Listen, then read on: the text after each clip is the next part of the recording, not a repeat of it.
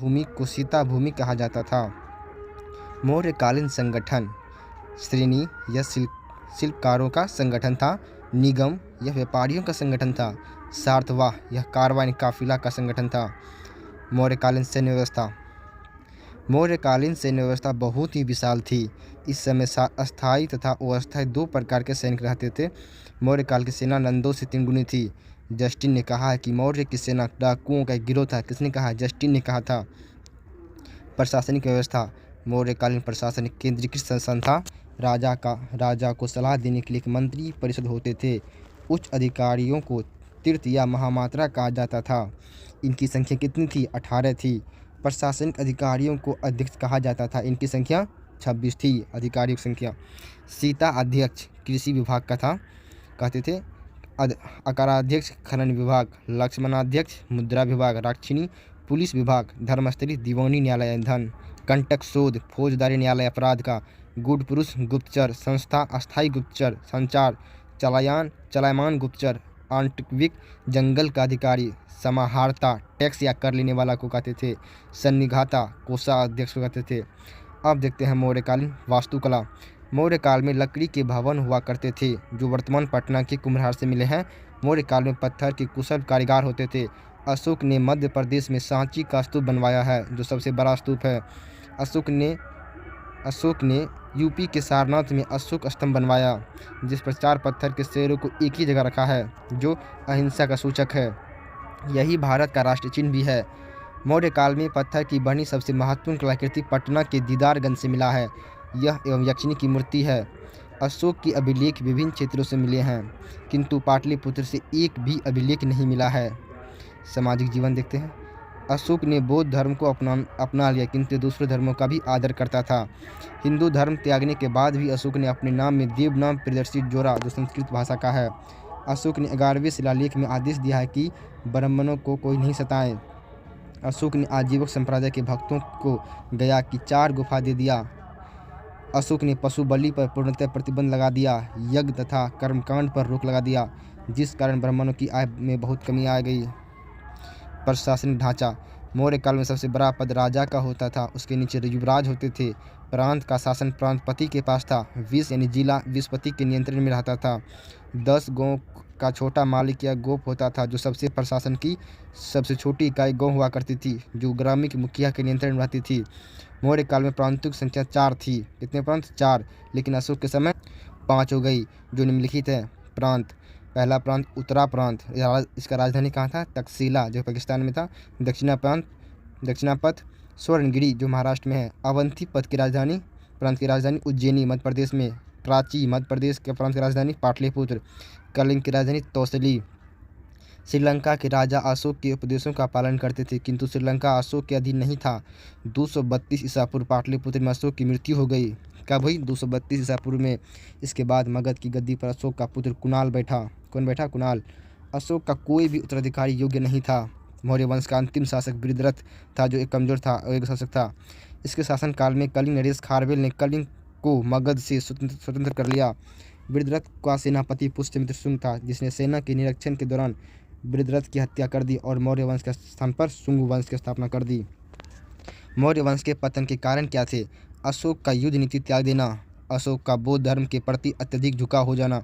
अशोक ने बौद्ध भिक्षुकों को इतना दान दिया कि आर्थिक संकट उत्पन्न हो गया। पतन का सबसे बड़ा कारण अशोक के उत्तराधिकारियों का अयोग्य होना था। साथ ही विभिन्न उत्तराधिकारी भ्रष्टाचार में लिप्त हो गए। नोट: मौर्य काल में वर्ष की शुरुआत आषाढ़ यानी जुलाई महीने से होती थी। अब शुंग वंश मगध पर शासन करने वाला यह पहला गैर क्षत्रिय राजवंश था। यहाँ हसीन मशूक सा खत्म हो गया जो ट्री के ऊपर में था। अब शुंग वंश मगध पर शासन करने वाला यह पहला गैर क्षेत्रीय राजवंश था। इस वंश के संस्थापक पुष्यमित्र शुंग थे। इन्होंने अपनी राजधानी पाटलिपुत्र बनाई जबकि द्वितीय राजधानी विदिशा को बनाया। विदिशा का पुराना नाम क्या था? बेसनगर था। पुष्यमित्र शुंग एक कट्टर ब्राह्मण था। इसने बहुत ही बौद्ध स्तूपों तथा मठों को ध्वस्त कर दिया। पुष्यमित्र शुंग ने मध्य प्रदेश के सांची स्तूप की खिड़कियों को तांबे का कराया जबकि अरहूत स्तूप की खिड़कियों को पत्थर का करवाया। इसके समय बौद्ध पुस्तक जातक ग्रंथ की रचना हुई। पतंजलि ने महाभाष्य लिखा यानी पुष्यमित्र शुंग के समय सब हो रहा है। पाणिनि ने अष्टाध्यायी व्याकरण ग्रंथ लिखा। मनु ने मनुस्मृति लिखा।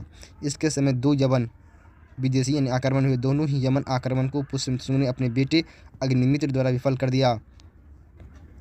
पहला आक्रमण का नेतृत्व डिमिट्रियास ने किया। दूसरे आक्रमण का नेतृत्व मियांडर मिलिंद ने किया।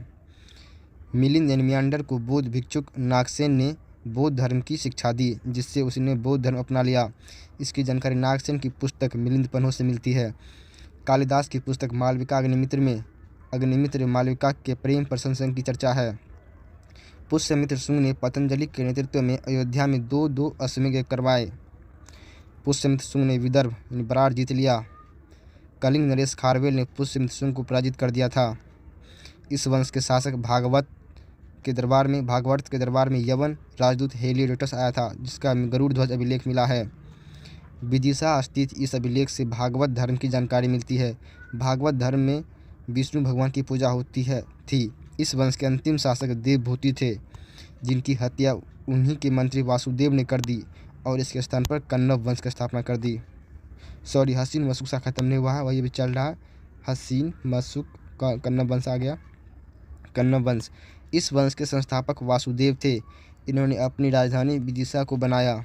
इस वंश में कुल 4 शासक हुए। इस वंश का अंतिम शासक सुशर्मा था, जिसकी हत्या उसके मंत्री शिमुक ने कर दी और इसके स्थान पर सातवाहन वंश की स्थापना कर दी। सातवाहन वंश या प्रतिष्ठान वंश आंध्र प्रदेश में था। इस वंश के संस्थापक शिमुक थे। प्रारंभ में यह वंश महाराष्ट्र के क्षेत्र में था, किंतु शक राजाओं ने इन्हें महाराष्ट्र छोड़ने पर विवश कर दिया। सातवाहन वंश को आंध्र प्रदेश में स्थानांतरित होना पड़ा, जिस कारण इन्हें आंध्र सातवाहन भी कहते हैं। सातवाहन की राजधानी महाराष्ट्र का प्रतिष्ठान थी। सातवाहन में सबसे योग्य शासक हाल था। इस वंश के सबसे प्रतापी शासक गौतमी पुत्र सतकर्णी था। इसके समय नासिक के शासक नहपान ने आक्रमण कर दिया, किंतु गौतमी पुत्र सतकर्णी ने उसे पराजित कर दिया। इसकी जानकारी महाराष्ट्र के जोगलथम्बी के मिले सिक्कों से मिलती है, जिसके एक और GPS और दूसरी ओर नहपान बना है। इस वंश का अगला शासक वशिष्ठ पुत्र पुलुमावी था। इसके समय पुनः उज्जैन के शक आक्रमण हुए। इस बार शक आक्रमण का नेतृत्व रुद्रदामन कर रहा था। रुद्रदामन ने वशिष्ठ पुत्र पुलुमावी को यानी BPP को पराजित कर दिया, किंतु दोनों के बीच वैवाहिक संबंध स्थापित हो गए। इस वंश का अंतिम शासक यज्ञ भी सतकर्णी था। ब्राह्मणों का सबसे पहले भूदान सातवाहनों ने देना शुरू किया, किंतु सर्वाधिक भूदान गुप्त शासकों ने दिया। वेतन के बदले भूमि देने की सामंती व्यवस्था सातवाहनों ने प्रारंभ किया, किंतु सर्वाधिक प्रयोग गुप्त राजाओं ने किया। सातवाहन समाज मातृसत्तात्मक था। यहाँ नाम के पहले माता का नाम लिखा जाता था, किंतु राजा पुरुष ही होता था।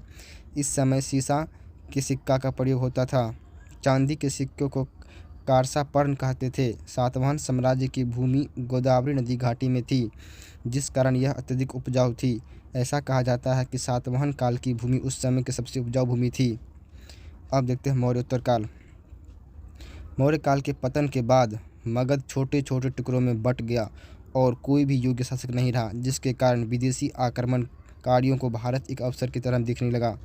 मौर्योत्तर काल के बाद भारत पर 4 विदेशी आक्रमण हुए, जो निम्नलिखित हैं। इंडो ग्रीक, शक, पहलव, कुषाण यानी इंडो ग्रीक हिंदू यूनानी। इनका क्षेत्र हिंदू कुश पर्वत के समीप का विक्टोरिया था, अतः इन्हें विक्टोरियन शासक भी कहते हैं।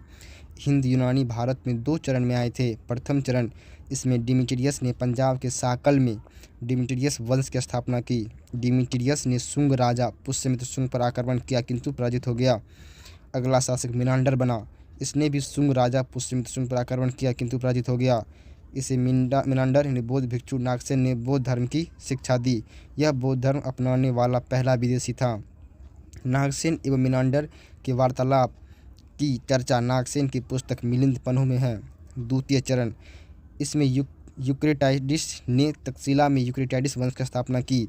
इस वंश के शासक अंतिआल ने अपना राजदूत हेलियोडोटस को शुंग राजा भागवत के दरबार में मित्रवत संबंध स्थापित करने के लिए भेजा। हेलियोडोटस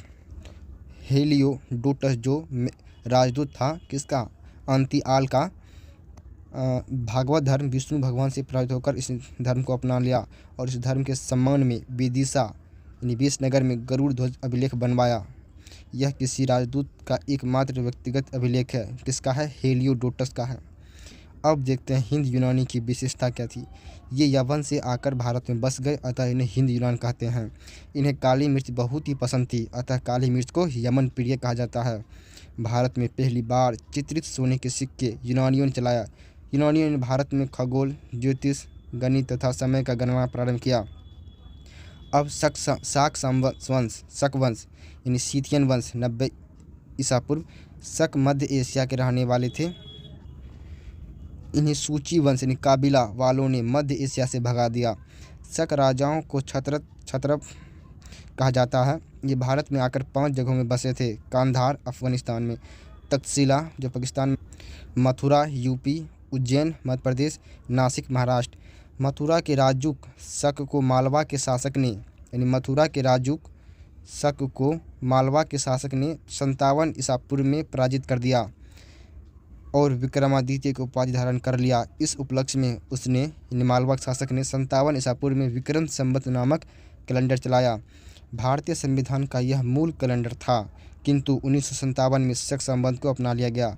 नासिक का शक शासक नहपान ने सातवाहन वंश शासक को गौतमी पुष्करणी पर आक्रमण किया, किंतु पराजित हो गया। इसकी जानकारी नासिक के जोगल थंबी से मिले सिक्कों से मिलती है। सबसे प्रतापी शक शासक उज्जैन का रुद्रदामन था। रुद्रदामन ने सातवाहन शासक वशिष्ठपुत्र पुल्लुमाची को पराजित कर दिया। रुद्रदामन का गुजरात के सौराष्ट्र प्रांत में गिरनार पहाड़ी पर जूनागढ़ अभिलेख मिला है। यह संस्कृत भाषा में लिखा भारत का पहला अभिलेख है। इस अभिलेख से यह जानकारी मिलती है कि चंद्रगुप्त मौर्य ने सरकारी खर्च पर गुजरात के सौराष्ट्र में सुदर्शन झील बनवाया था। यह अभिलेख चंद्रगुप्त मौर्य के पश्चिम में विस्तार की जानकारी देता है। रुद्रदामन ने इस झील का पुनर्निर्माण अपने अधिकारी सुविशख द्वारा करवाया। गुप्त शासक स्कंदगुप्त ने भी इस झील का पुनर्निर्माण करवाया। नोट: ब्राह्मणी लिपि को आधुनिक रूपी देवनागरी लिपि है। हिंदी संस्कृत देवनागरी लिपि में लिखी जाती है। अंतिम शक शासक रुद्र सिंह तृतीय थे। कौन थे? रुद्र सिंह तृतीय। गुप्त शासक चंद्रगुप्त द्वितीय ने शकों का सर्वनाश कर दिया और इस उपलक्ष्य में विक्रमादित्य की उपाधि धारण किया और चांदी के सिक्के चलाए। शक शासकों ने 78 ईस्वी में प्रारंभ किए गए कनिष्क के कैलेंडर का इतना अधिक प्रयोग किया कि इसे शक संवत कहते हैं। ग्रेगोरियन कैलेंडर, यह सूर्य पर आधारित है। यह ईसा के जन्म से प्रारंभ होता है। इसका प्रयोग सर्वाधिक होता है। ग्रेगोरियन कैलेंडर के अनुसार आज 8 जनवरी 2020 है। विक्रम संवत, इसे मालवा शासक विक्रमादित्य 4 ने 57 ईस्वी पूर्व प्रारंभ किया था। यह ग्रेगोरियन कैलेंडर से 57 वर्ष आगे है, अर्थात विक्रम संवत में तिथि ज्ञात करने के लिए ग्रेगोरियन कैलेंडर में 57 जोड़ दिया जाता है। विक्रम संवत के अनुसार आज 8 जनवरी 2020 प्लस 57 270 ईस्वी है। इसी कारण संविधान लागू की तिथि 1949 को विक्रम संवत में 2006 कहता है। शक संवत, इसे कनिष्क ने 78 ईस्वी में अपने राज्याभिषेक के समय प्रारंभ किया। यह ग्रेगोरियन कैलेंडर ने से 78 ईस्वी बाद आया, अतः यह ग्रेगोरियन कैलेंडर से 78 साल पीछे है। शक संवत में तिथि ज्ञात करने के लिए ग्रेगोरियन कैलेंडर में 78 साल घटा दिया जाता है। आज शक संवत के अनुसार आज की तिथि 8 जनवरी 1942 ईस्वी है। विक्रम संवत, शक संवत हिजरी कैलेंडर मुस्लिम कैलेंडर है, चंद्रमा पर आधारित है, अतः इनका त्यौहार भी हर एक वर्ष 11 दिन पीछे हो जाता है, किंतु 3 साल बाद शक संवत में एक और अतिरिक्त महीना जोड़ दिया जाता है। पहलव वंश, ये ईरान, फारस, पर्सिया के थे, जिस कारण इन्हें पार्सियन कहा जाता है। इन्होंने अपनी राजधानी पुरुषपुर यानी पेशावर को बनाया। इस वंश के संस्थापक मिथ्रेडेटस थे। इस वंश के सबसे योग्य शासक गोंदीफोर्मिस थे, जिनका पाकिस्तान से तख्त ए बड़ी अभिलेख मिला है। यह खरोष्टी लिपि में है। इनके समय पुर्तगाल का ईसाई धर्म प्रचारक सेंट डेस भारत आया। यह भारत आने वाला पहला ईसाई धर्म प्रचारक था। कुषाण वंश, ये मध्य एशिया के निवासी थे। मध्य एशिया से यूची कबीला 5 भागों में बटा था। इसी 5 में से एक भाग कुषाण था। कुषाण वंश का क्षेत्र मध्य एशिया के अनुदारिया नदी से लेकर गंगा के दौरान था। कुषाण वंश के संस्थापक कुजुल केडिफिसस थे। इन्होंने तांबे का सिक्का चलाया। अगला शासक वीम केडफिसस बना, जो इस वंश का वास्तविक संस्थापक था। यह शैव धर्म को मानता था। वीम केडफिसस कुषाण वंश का सबसे प्रतापी शासक कनिष्क था। इसने 78 ईस्वी में अपना राज्याभिषेक करवाया और इस अवसर पर शक संवत प्रारंभ किया। इसने अपनी राजधानी पेशावर को बनाया, जबकि सांस्कृतिक राजधानी मंदसू को बनाया। कनिष्क ने पाटलिपुत्र पर आक्रमण किया और महात्मा बुद्ध का भिक्षा पात्र तथा यहाँ के दार्शनिक अश्वघोष को अपने साथ लेता गया। पार्श्व के कहने पर कनिष्क ने प्रथम सदी 102 ईस्वी में कश्मीर के कुंडल वन में चौथी बौद्ध संगीत का आयोजन किया। कनिष्क के दरबार में पार्श्व, क्युमित्र, अश्वघोष, नागार्जुन तथा चरक नामक विद्वान रहते थे। अश्वघोष ने बुद्ध चरित्र लिखा, चरक ने चरक संहिता लिखा, ये वेद डॉक्टर थे। नागार्जुन ने माध्यमिक सूत्र में सापेक्षता का सिद्धांत की चर्चा की है, अतः इन्हें भारत का आइंस्टीन कहते हैं। नागार्जुन बौद्ध धर्म के शून्यवाद को मानते थे। कौन वाद को? तो शून्यवाद को। चौथी बौद्ध संगीति में बौद्ध धर्म हीनयान तथा महायान में बट गया। कनिष्क महायान को मानता था। महायान बौद्ध धर्म की एक सरल शाखा थी जिसमें भिक्षुक सोने के आभूषण धारण कर सकते थे तथा मांस खा सकते थे। सर्वाधिक शुद्ध सोने के सिक्के कनिष्क के शासनकाल में जारी किए गए। इन्हें सोना की प्राप्ति पाकिस्तान में हिंदुकुश पर्वत के बीच अल्ताई पहाड़ियों से होता था।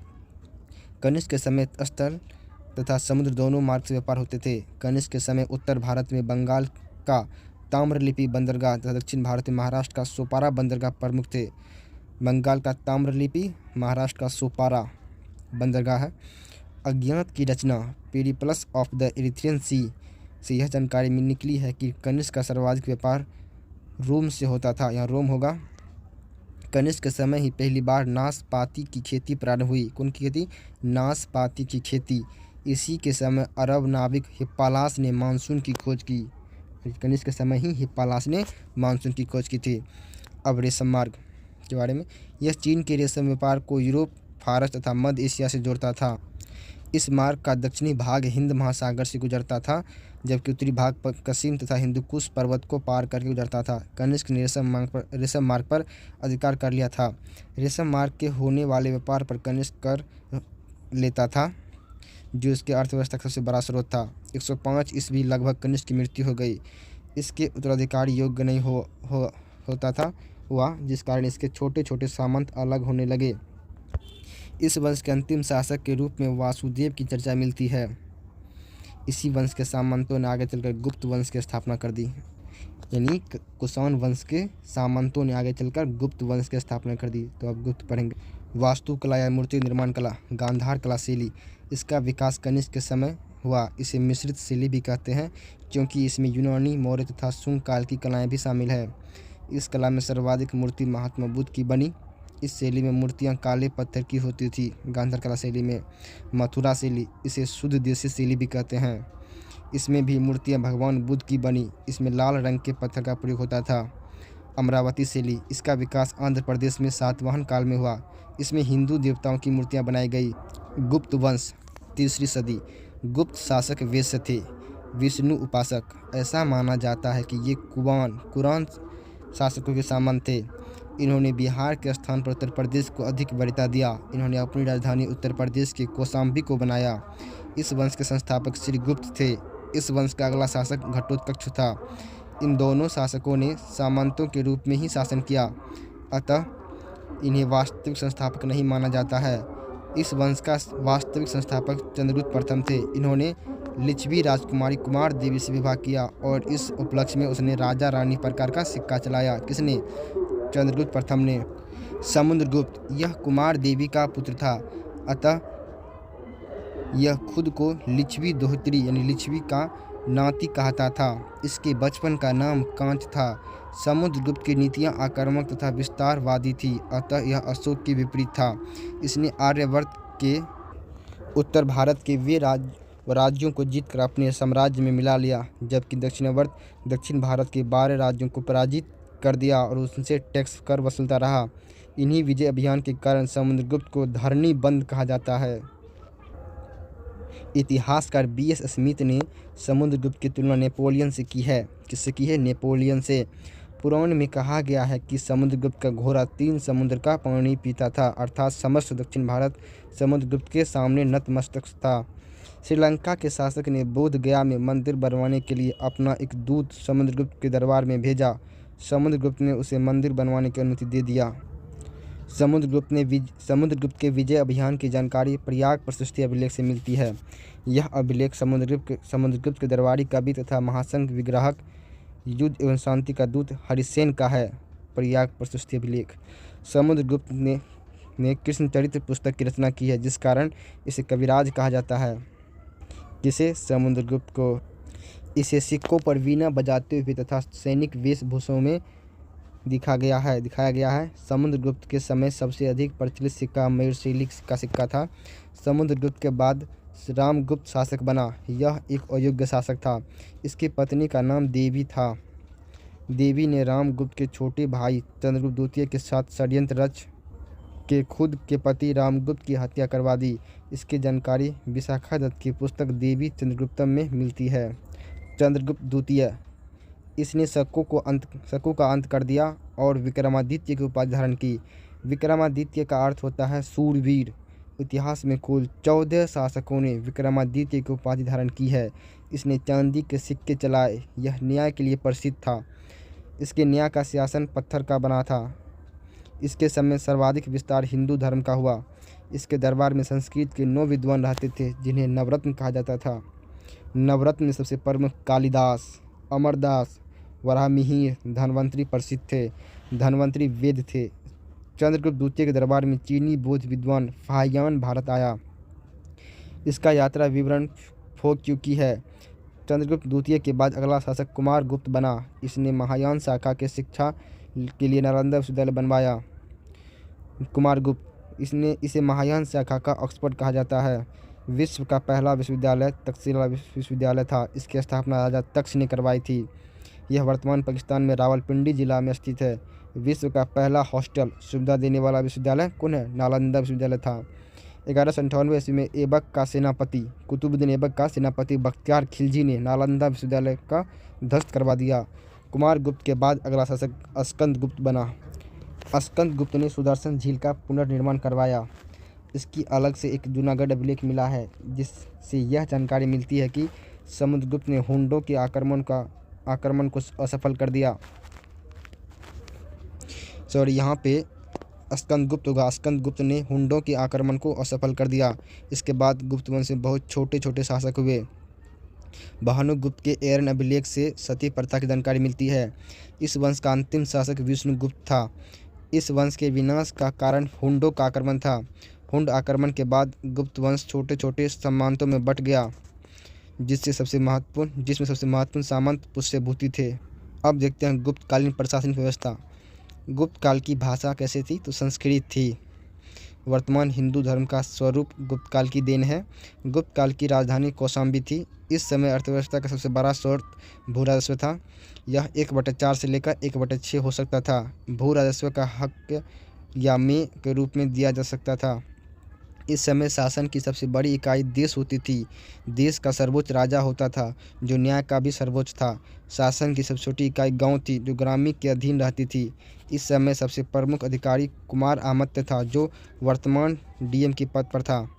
फाहियान के अनुसार इस समय अस्पृश्यता छुआछूत थी। निम्न जाति के लोगों को चांडाल या अत्यंग कहा जाता था। इस समय स्त्रियों को शिक्षा का अधिकार था। वे देवदासी भी हो सकती थी। इस समय बाल विवाह, पर्दा प्रथा तथा सती प्रथा का भी प्रचलन था। इस समय वेश्यावृत्ति भी थी, वेश्य लड़की भी थी।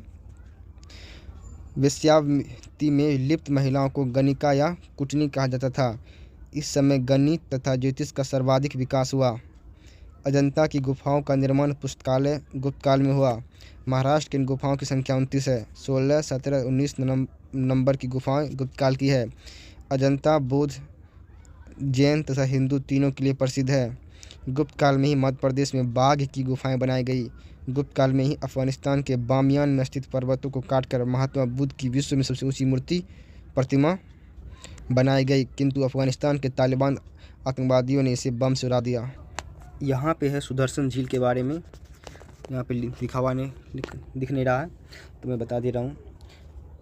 राजा चंद्रगुप्त मौर्य कार्य निर्माण किया। राज्यपाल उस समय पुष्यमित्र वैश्य थे।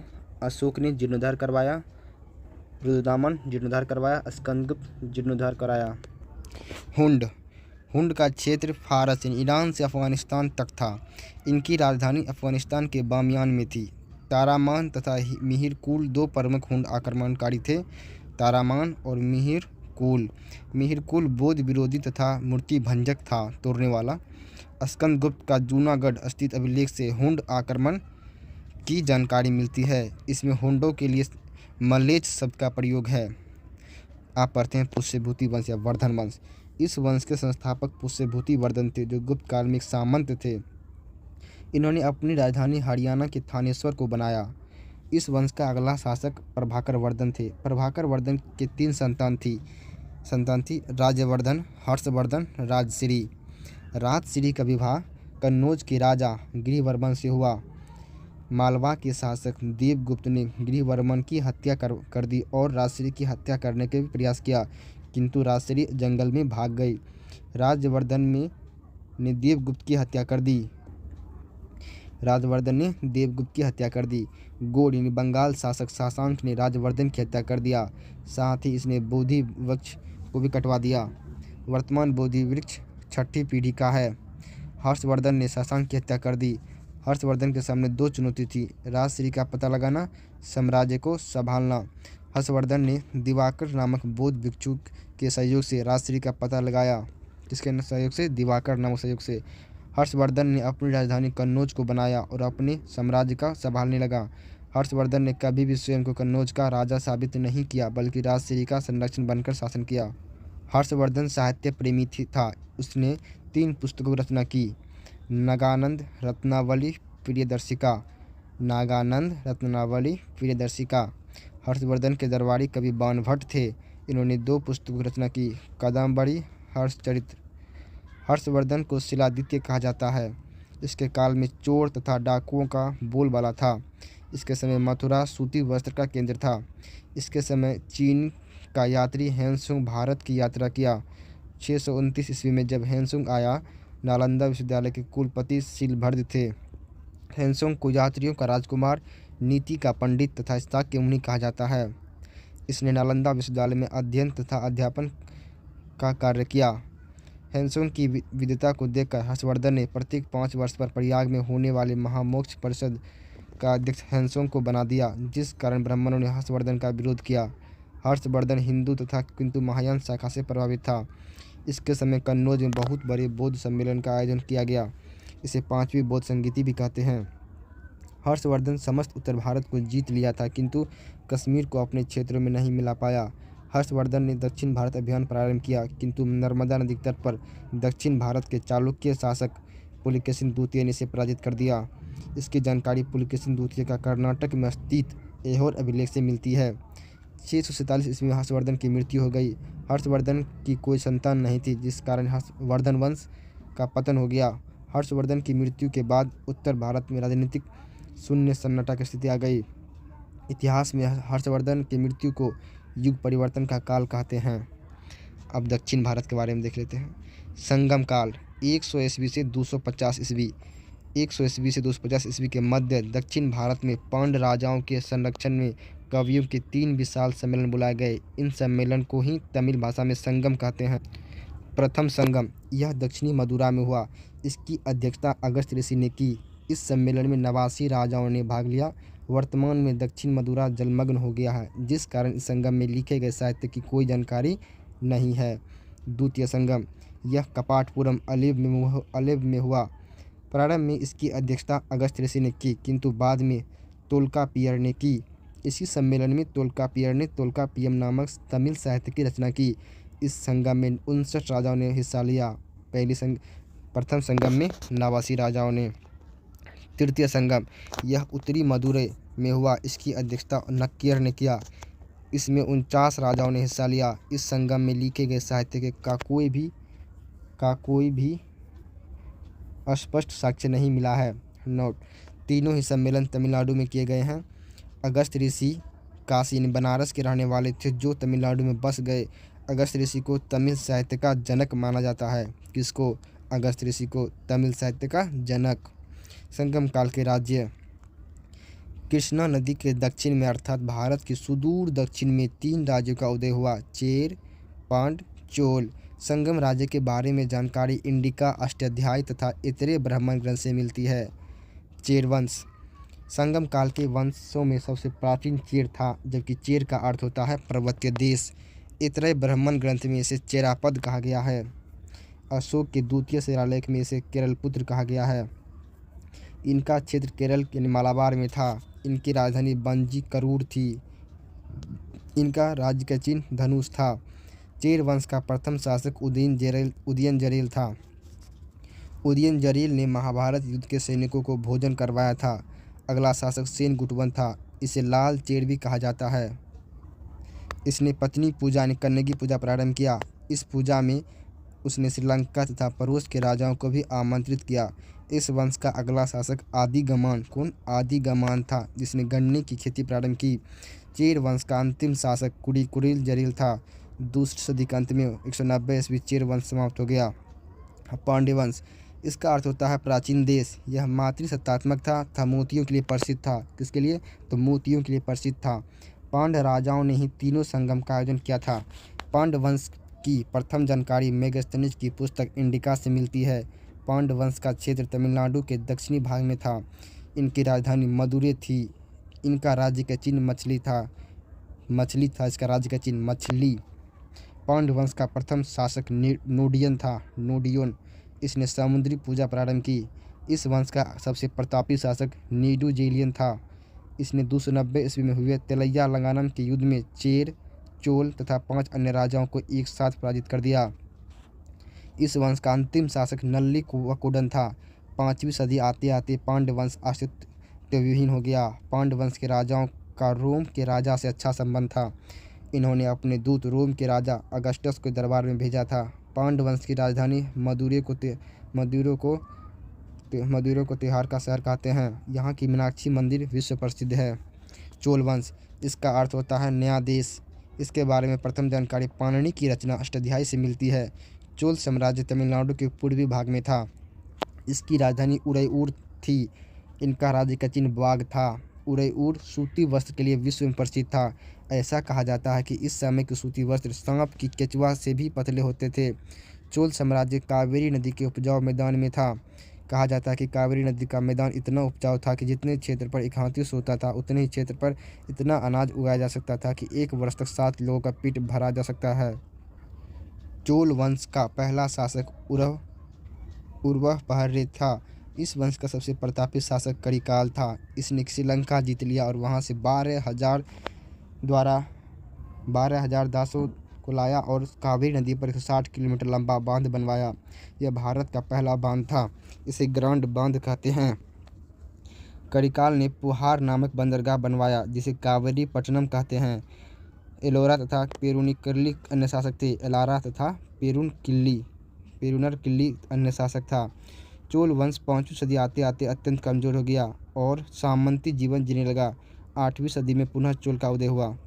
संगमकालीन आर्थिक जीवन। संगम काल सूती वस्त्र, मसाला, मोती, कृषि तथा पशुपालन के लिए प्रसिद्ध था। इस समय के सूती वस्त्र पूरे विश्व में सबसे अधिक प्रसिद्ध था। संगमकालीन व्यापार कैसा था? संगम काल में रोम से सर्वाधिक व्यापार होते थे। तमिलनाडु के अरिकामेडू से रोम का सर्वाधिक व्यापार होता था। संगमकालीन जाति व्यवस्था।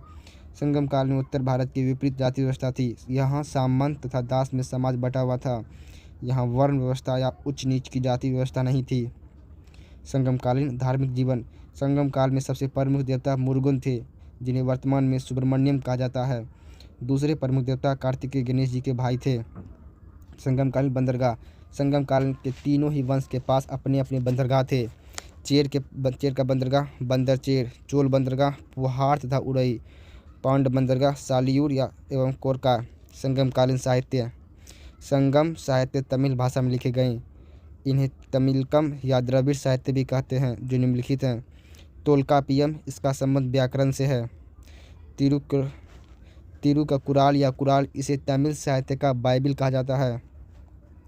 जीवक चिंतामणि, इसका संबंध जैन धर्म से है। शिल्पादि क्रम, इसका संबंध जैन धर्म से है। इसमें नूपुर पायल की कहानी है। राजा कोवलन अपनी पत्नी कन्नगी को छोड़कर माधवी नामक नर्तकी के प्रेम में फंस जाता है और अपने धन को लुटाने के बाद उसे पश्चाताप होता है और अपनी पत्नी के पास लौटता है। उसकी पत्नी कन्नगी ने उसे अपना एक पायल दिया, जिसे बेचकर वे मदुरै में व्यापार प्रारंभ किया। यहाँ बेचकर होगा। मदुरै में व्यापार प्रारंभ किया, किंतु कोवलन कोवलंत पर मदुरै की रानी का पायल चुराने का आरोप लगा दिया गया और उसे फांसी दे दी गई। कोवलंत की पत्नी कन्नगी ने श्राप दिया जिससे मदुरै शहर नष्ट हो गया। मणिमेखले, इसका संबंध भी बौद्ध धर्म से है। इसमें कोवलंत तथा माधवी से उत्पन्न संतान मणिमेखलम की चर्चा है, जिसने अंततः बौद्ध धर्म अपना लिया था। वाकाटक वंश। सातवाहन वंश के अंत के बाद उनके क्षेत्र पर वाकाटक वंश का आगमन हुआ। इन्होंने अपनी राजधानी बरार को बनाया था। ये ब्राह्मण धर्म को मानते थे।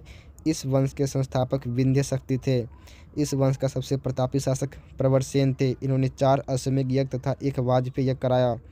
इस वंश के शासक रुद्रसेन का विवाह प्रभावती से हुआ। प्रभावती चंद्रगुप्त द्वितीय तथा देवी की पुत्री थी। इस विवाह के कारण गुप्त तथा वाकाटक के बीच मैत्रीपूर्ण संबंध स्थापित हुआ। समुद्रगुप्त के प्रयाग प्रशस्ति अभिलेख से वाकाटक की जानकारी नहीं मिलती है, क्योंकि इस अभिलेख में केवल जीते गए क्षेत्र की चर्चा है। वाकाटक की शक्ति धीरे धीरे कमजोर हो गई और इनका स्थान पर चालुक्य वंश का उदय हो गया।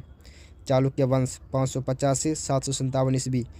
सतपुरा पर्वत के दक्षिण में चालुक्य वंश का उदय हुआ। इनकी 3 शाखाएं थीं। चालुक्य वंश 550 से 757 ईस्वी। सतपुरा पर्वत के दक्षिण में चालुक्य वंश का उदय हुआ। इनकी 3 शाखाएं थीं, वातापी, कल्याणी, वेंगी। वातापी का चालुक्य। वातापी का वर्तमान नाम बादामी है। यह तीनों चालुक्य में सबसे पश्चिम में स्थित था। इसी ने चालुक्य की नींव रखी थी। इस वंश के संस्थापक जयसिंह थे। इस वंश का अगला शासक कीर्तिवर्मन प्रथम था। इसने चालुक्य का निर्माता कहा जाता है। किसे? तो कीर्तिवर्मन प्रथम को। पुलकेशिन द्वितीय इस वंश का सबसे प्रतापी शासक था। इसने नर्मदा नदी को पार करके कन्नौज के शासक हर्षवर्धन को पराजित कर दिया। इसने दक्षिण भारत में पल्लव शासक महेंद्रवर्मन को पराजित कर दिया तथा इसकी राजधानी कांची को जीतकर कांचीकोण की उपाधि धारण कर लिया। पुलकेशिन द्वितीय ने दोबारा पल्लव पर आक्रमण किया, किंतु पल्लव शासक नरसिंहवर्मन ने इसे पराजित कर दिया और उसका पीछा करते हुए उसकी राजधानी वातापी तक पहुंच गया एवं वातापी जीतकर वातापी कोण की उपाधि धारण कर ली और पुलकेशिन द्वितीय की हत्या कर दी। पुलकेशिन द्वितीय की राजकीय कवि रविकीर्ति था। इस वंश का अंतिम शासक कीर्तिवर्मन द्वितीय था। कीर्तिवर्मन द्वितीय की हत्या दंतिदुर्ग ने कर दी और इसके स्थान पर राष्ट्रकूट वंश की स्थापना कर दी तथा चालुक्य को अपना सामंत बना लिया। किंतु चालुक्य के अंदर बदले की भावना थी। ये राष्ट्रकूट की कमजोर स्थिति का इंतजार कर रहे थे ताकि राष्ट्रकूट का अंत किया जा सके। कल्याणी का चालुक्य। चालुक्य जो सामंत का जीवन जी रहे थे, राष्ट्रकूट की कमजोर स्थिति का फायदा उठा लिया और राष्ट्रकूट के अंतिम शासक कर्क द्वितीय की हत्या तेलक द्वितीय नामक चालुक्य ने कर दी। यही कल्याणी के चालुक्य वंश का संस्थापक था। इस वंश का अगला शासक सोमेश्वर था, जिसने राजधानी मानखेड़ से कल्याणी हस्तांतरित किया, जिस कारण इस वंश का नाम कल्याणी का चालुक्य हो गया। सोमेश्वर को चोल शासक राजाराम ने कई बार पराजित कर दिया, जिससे अपमानित होकर सोमेश्वर ने तुंगभद्रा नदी में आत्महत्या कर ली। इस वंश का अगला शासक विक्रमादित्य शिक्ष बना। यह एक कुशल योद्धा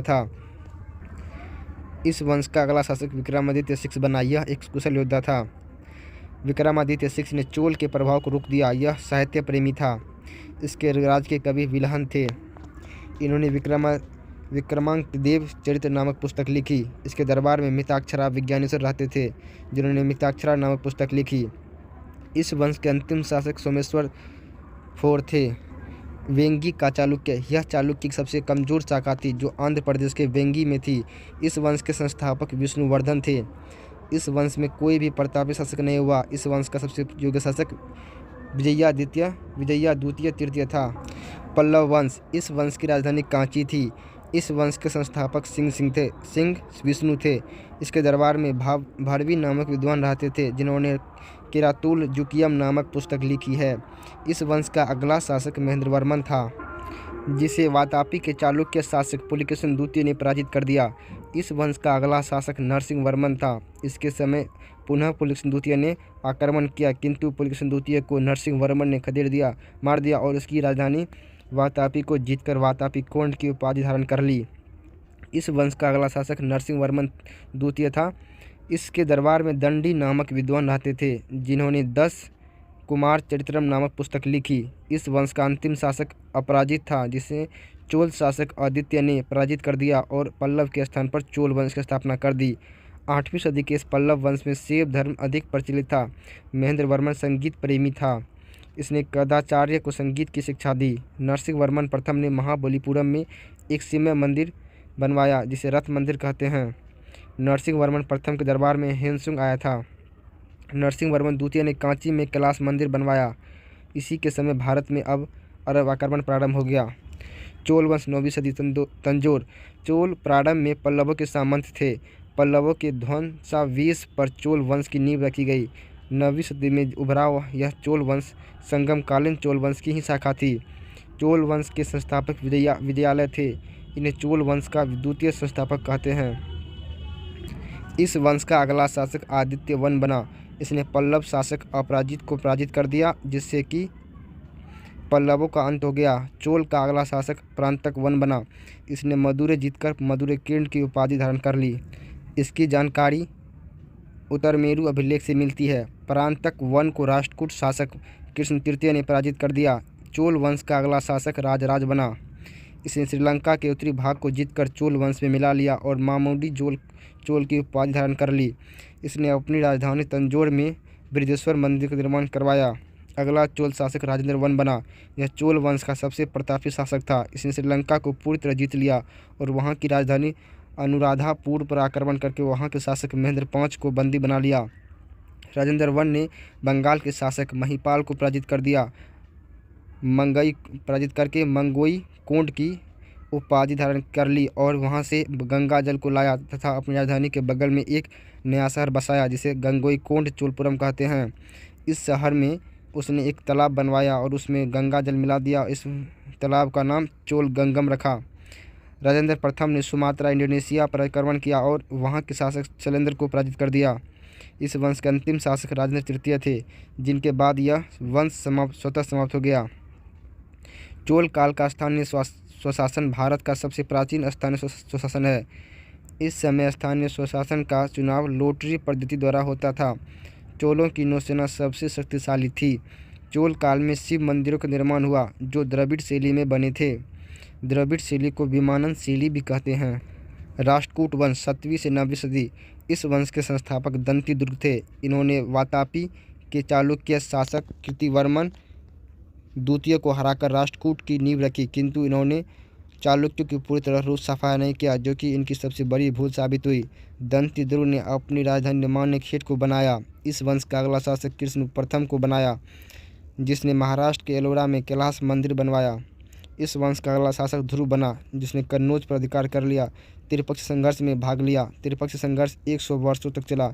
इसमें सर्वाधिक जीत राष्ट्रकूटों की हुई थी किंतु अंतिम विजय प्रतिहार की हुई। इनमें सर्वाधिक पराजय पाल शासकों की हुई। इस वंश का अगला शासक अमोघ वर्ष बना। यह सबसे विद्वान शासक था। इसने कविराज मार्ग नामक पुस्तक लिखी। इसने जीन सेन के प्रभाव में आकर जैन धर्म अपना लिया। कन्नड़ भाषा के त्रिविद्वान कहे जाने वाले पोनरन रहते थे। इस वंश का अगला शासक इंद्र तृतीय बना। इसके दरबार में अल मसूदी नामक अरब यात्री आया। अल मसूदी ने पहली बार मानसून का वर्णन किया। इस वंश का अगला शासक कृष्ण तृतीय बना। इसने तक्कोलम के युद्ध में चोल शासक परांतक प्रथम को पराजित कर दिया। इस वंश का अंतिम शासक कर्क द्वितीय था जो एक अयोग्य शासक था। इसकी हत्या तेलप द्वितीय ने कर दी और चालुक्य वंश की पुनः स्थापना कर दी। तेलप द्वितीय का चालुक्य वंश कल्याणी का चालुक्य कहलाया। पाल वंश 7वीं से 11वीं सदी। 7 से लेकर 11वीं सदी। पाल वंश के शासक बौद्ध धर्म के बर्जियान शाखा के अनुयायी थे। पाल वंश बिहार बंगाल के क्षेत्र में था। पाल वंश की राजधानी मुंगेर थी। पाल वंश के संस्थापक गोपाल थे।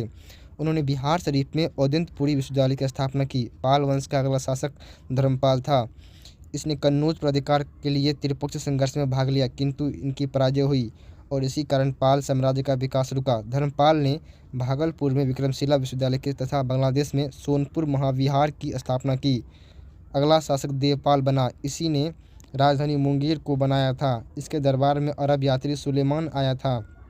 इसने बंगाल को रोमा शब्द से संबोधित किया था। इस वंश का अगला शासक महिपाल बना। महिपाल ने पाल वंश का विकास पुनः प्रारंभ किया जिस कारण इसे पाल वंश का द्वितीय संस्थापक कहते हैं। इसने आतिदीपकर नामक बौद्ध भिक्षु के नेतृत्व में एक दूत मंडल तिब्बत में बर्जियान शाखा के प्रचार के लिए भेजा। इसी के काल में चोल शासक राजेंद्र प्रथम ने बंगाल पर आक्रमण कर दिया जिस कारण पाल वंश बिखर गया। पाल वंश के अंतिम शासक मदन पाल थे। इनके मृत्यु के बाद पाल वंश का अंत हो गया। पाल वंश के स्थान पर बंगाल के क्षेत्र में सेन वंश का उदय हुआ। सेन वंश, इस वंश के संस्थापक सामंत सेन थे। इस वंश का अगला शासक विजय सेन था। विजय सेन को इस वंश का वास्तविक संस्थापक माना जाता है। इस वंश के अगले शासक वल्लभ सेन बने। इन्हीं के काल में दान सागर तथा अद्भुत सागर नामक पुस्तक की रचना की गई, जिनके दरबार में जयदेव रहते थे। जयदेव ने गीत गोविंद नामक पुस्तक की रचना की। लक्ष्मण सेन के बाद कोई भी योग्य शासक नहीं बना और 11वीं सदी के अंत में सेन वंश समाप्त हो गया।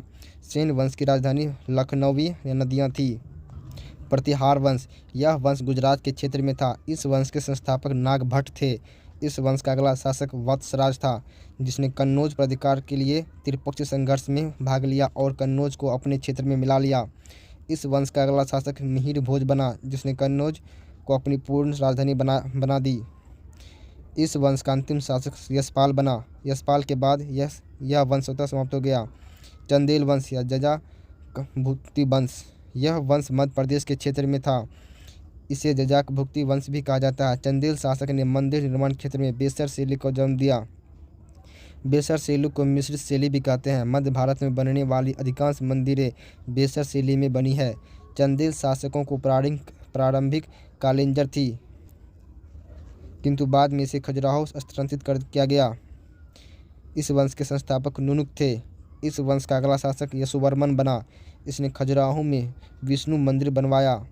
इस मंदिर को खजुराहो का चतुर्भुज मंदिर भी कहते हैं। इस वंश का अगला शासक धंग था। यह शिव भगवान को मानता था। इसने खजुराहो में एक विशाल शिव मंदिर का निर्माण करवाया। इसे कंदरिया महादेव मंदिर के नाम से जाना जाता है।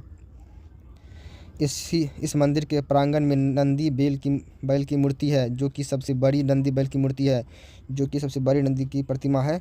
धंग ने प्रयाग में गंगा यमुना के संगम पर जल समाधि ले ली। इस वंश का सबसे प्रतापी शासक विद्याधर था, जिसने गुजरात के शासक राज्यपाल की हत्या कर दी, क्योंकि इसने महमूद गजनवी का सामना नहीं किया बल्कि डर के भाग गया। इस वंश का अंतिम शासक परिमार्दी था, जिसे पृथ्वीराज चौहान तृतीय ने पराजित कर दिया और उसके क्षेत्र का मिला लिया। अतः कुतुबुद्दीन ऐबक ने पृथ्वीराज चौहान को हराकर दिल्ली सल्तनत में मिला लिया। कुछ छोटे राजवंश। मैत्रक वंश, इसके संस्थापक महारक थे। यह वंश गुजरात के सौराष्ट्र में था। इसकी राजधानी वल्लभी थी, जो जैन धर्म का प्रमुख केंद्र थी। कलचुड़ी वंश, चेदी वंश, यह मध्य प्रदेश के त्रिपुरी के क्षेत्र में था। इस वंश के संस्थापक कोकलवन थे। इस वंश का सबसे प्रतापी शासक गंगेदेव था। इसने विक्रमादित्य की उपाधि धारण की। गौड़ वंश, यह बंगाल के क्षेत्र में था। इस वंश का सबसे प्रतापी शासक शशांक था। इसने राजवर्धन की हत्या कर दी तथा महाबोधि वृक्ष को कटवाकर इसमें आग लगा दी। इसकी हत्या हर्षवर्धन ने कर दी, जिसके बाद यह वंश स्वतः ही धीरे धीरे समाप्त हो गया। पूर्वी गंगा वंश, गंग वंश, यह उड़ीसा तथा आंध्र प्रदेश में था। इस वंश के संस्थापक आनंद वर्मन ने पुरी में जगन्नाथ मंदिर बनवाया।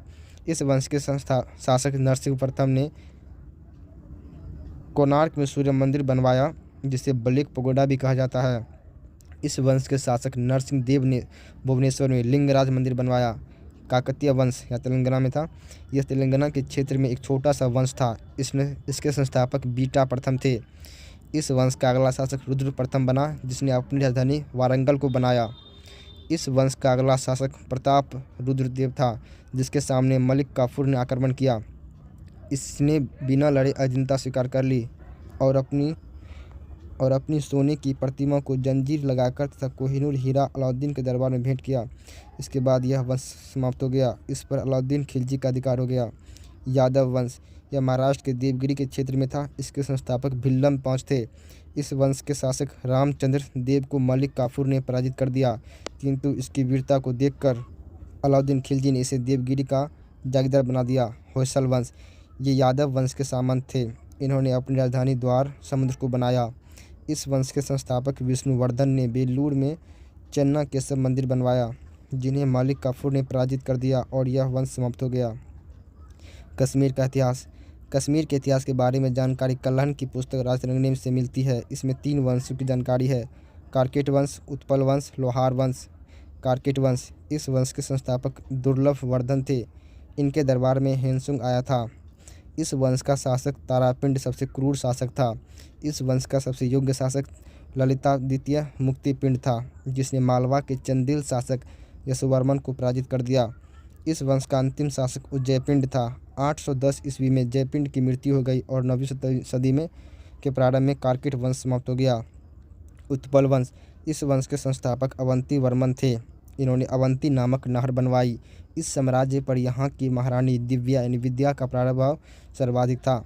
इनकी मृत्यु के बाद इस वंश की बागडोर संग्राम राज के हाथ में आई, किंतु संग्राम राज इस वंश का अंतिम अंत करके लोहार वंश की स्थापना कर दी। लोहार वंश, इस वंश के संस्थापक संग्राम राज थे। इस वंश का शासक हर्ष एक योग्य शासक था। इसके समय कश्मीर में भीषण अकाल पड़ा। इसने नीरों की उपाधि धारण की। यह एक विद्वान शासक था। इसके दरबार में कलहन नामक विद्वान रहते थे। इस वंश का अगला शासक जयसिंह बना। इन्हीं के काल में राजतरंगिणी नामक पुस्तक की रचना हुई। राजतरंगिणी पुस्तक पूर्ण हुई थी। इसके बाद कश्मीर पर यवन आक्रमण हो गया। यवन आक्रमण के बाद कश्मीर पर तुर्क शासकों ने अधिकार कर लिया। सबसे योग्य तुर्क शासक ज़ैनुल आबेदीन थे। इन्हें कश्मीर का अकबर कहा जाता है। किन्हें? ज़ैनुल आबेदीन को। राजपूत काल 800 से 1200 ईस्वी, पूर्व मध्यकाल 800 से 1200 ईस्वी। राजपूत काल को पूर्व मध्यकाल भी कहा जाता है। राजपूत वंश के उदय के बारे में चंद्रबरदाई की पुस्तक पृथ्वी राजरासों से जानकारी मिलती है। इस पुस्तक के अनुसार माउंट आबू पर हुए एक अग्निकुंड यानी हवन कुंड से 4 वंशों का उदय हुआ, जो निम्नलिखित है: प्रतिहार, परमार, चालुक्य, चौहान। प्रतिहार पीछे पड़ चुके हैं। परमार वंश, यह वंश मध्य प्रदेश के क्षेत्र में था।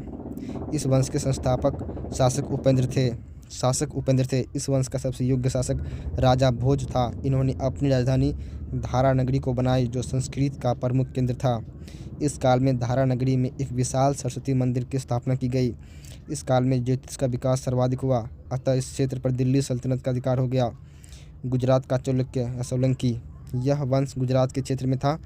इसके संस्थापक मूल राज थे। इस वंश का शासक भीम प्रथम के सामंत विमल शाह थे, जिन्होंने वास्तुपाल तथा तेजपाल नामक अधिकारियों द्वारा दिलवारा का जैन मंदिर बनवाया। महमूद गजनवी ने भीम प्रथम के काल में ही सोमनाथ का मंदिर लूट लिया। इस वंश का प्रतापी शासक भीम द्वितीय था, जिन्होंने 1177 ईस्वी में मोहम्मद गोरी को हरा दिया। यह मोहम्मद गोरी की भारत में प्रथम पराजय थी, अतः इस वंश पर दिल्ली सल्तनत का अधिकार हो गया। चौहान वंश, इस वंश के संस्थापक वसुदेव सिंहराज थे। इस वंश के सबसे योग्य शासक अरुणराज थे, जिनके दरबार में संस्कृत विद्वान विग्रहराज चतुर्थ विशलदेव रहते थे, जिन्होंने हरिकेली नामक संस्कृत नाट्य लिखा। इस वंश के अगले शासक पृथ्वीराज तृतीय चौहान थे। इन्होंने जयचंद के साथ मिलकर तराइन के प्रथम 1191 युद्ध मोहम्मद गोरी को पराजित कर दिया। पृथ्वीराज चौहान तृतीय ने जयचंद की बेटी संयुक्ता का अपहरण कर लिया और उनसे विवाह कर लिया, जिस कारण जयचंद और पृथ्वीराज तृतीय विरोधी हो गए। जयचंद ने मोहम्मद गोरी से मिलकर तराइन के द्वितीय युद्ध में 1192 में पृथ्वीराज चौहान तृतीय की हत्या कर दी। मोहम्मद गोरी ने 1194 में चंदावर के युद्ध में जयचंद की हत्या कर दी। अब